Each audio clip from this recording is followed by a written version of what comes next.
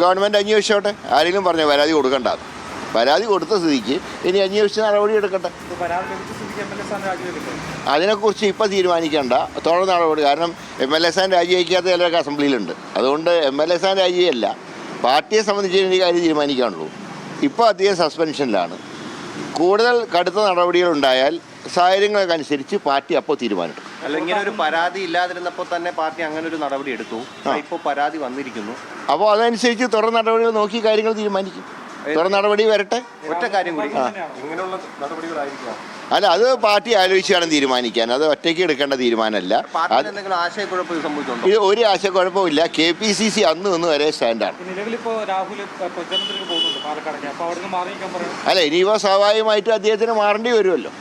ആരും പറയാണ്ട് തന്നെ മാറേണ്ടി വരുമല്ലോ. ഞാൻ പറയാം, പാർട്ടിയുടെ പരമാധികാരി KPCC പ്രസിഡന്റാണ്. പ്രസിഡന്റ് പറഞ്ഞു കഴിഞ്ഞു. ഞങ്ങളൊക്കെ ആ നിലപാട് അന്നും ഇന്നും ആവർത്തിച്ച് പറയുന്നുണ്ട്. പുറത്താക്കി അന്ന് മുതൽ രാഹുലിൻ്റെ കാര്യത്തിൽ പാർട്ടിക്ക് ഒരു ഉത്തരവാദിത്വം ഇല്ല. പക്ഷേ ഇനി കൂടുതൽ നടപടികൾ പോലീസിൻ്റെ ഭാഗത്തുനിന്നുണ്ടാകുമ്പോൾ സാഹചര്യങ്ങൾക്കനുസരിച്ച് നിലപാട് പാർട്ടിക്ക് എടുക്കേണ്ടി വരും.